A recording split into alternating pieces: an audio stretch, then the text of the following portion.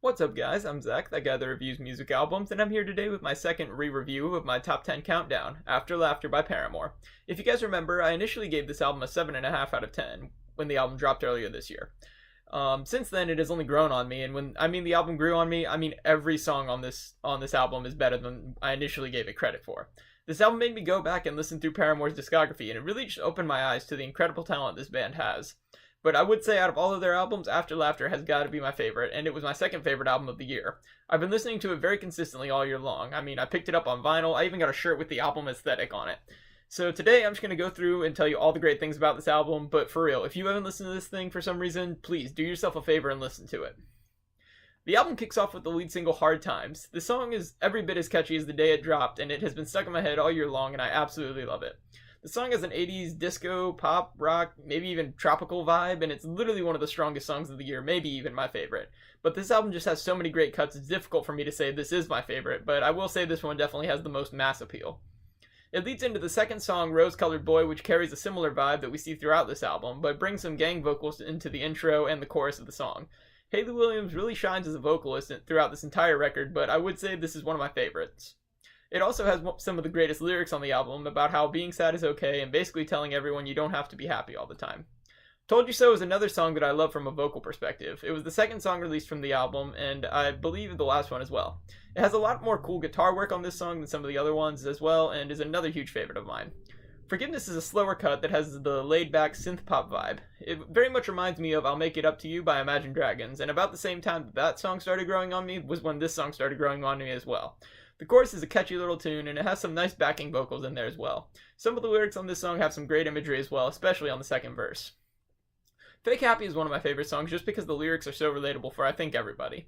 Everybody has experienced a time when you're maybe going through something, or you just weren't really in that great of a mood, but you had to do something with your friends, or just something you had to do that you had to do fake happy.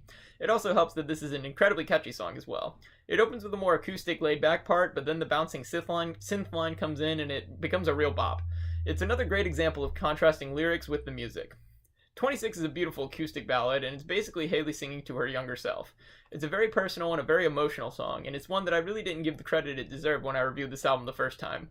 It's an incredibly powerful song and has some amazing musicianship, and this is probably Hayley's most emotional performance on the whole record.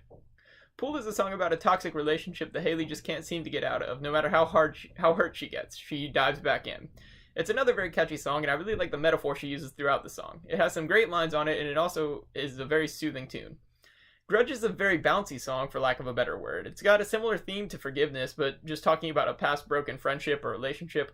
This one is a little bit more upbeat, though, and the song is also a bit more positive, as it talks about trying to pick up where they left off. She admits we can't keep holding on to grudges, and really shows some great maturity. Caught in the Middle is a great song with a bit more guitar than some of the others. It also features some of the catchiest lines on the album, especially that chorus. I also think the lyrics are super relatable, just talking about being too old to be a kid, but not experienced enough to know how to live life independently yet. This is another one of my favorites. Idol Worship is probably the most aggressive or most rock song on the album. It also has a really great message about how we should handle celebrities. I think this was a great song, especially coming from someone like Hayley Williams, who has a lot of people who look up to her. She's basically saying, hey, I've got problems too, and if you idolize me, I'm going to mess up and you're going to be let down. Also, musically, it's one of the greatest on this album. No Friend is the one song that hasn't really grown on me since the album release. It's got some decent instrumentation, but the vocals are just so buried underneath that you can't understand most of them. It's really the only less than amazing song on this album, in my opinion. Tell Me How is a phenomenal album closer, and I absolutely love the keyboards that carry this thing all the way through. It has some really brilliant lyrics in the verses, the chorus, and the bridge. This is probably the song I wrote off the most initially, just because I felt like, oh, it's the obligatory slow song at the end of the album. But really, it's so much more than that, and I really love this song, especially as it adds even more instruments as the song goes on. So this album was definitely a very pleasant surprise. Even after it released and I listened through it a few times, I enjoyed the album for sure. I assumed it would make my top 10 list, but I didn't really expect it to land at number 2, yet here we are. Really, this album is nearly flawless. Aside from one misfire of a song, I would say this is a perfect album, but as such, I'm going to give it a 9.5 out of 10. The only content issue is one B-word on the song Grudges. Please like this video, and if you enjoyed it, and please be sure to stop by whenever I drop my number 1 pick to find out what album it was, and stay cool.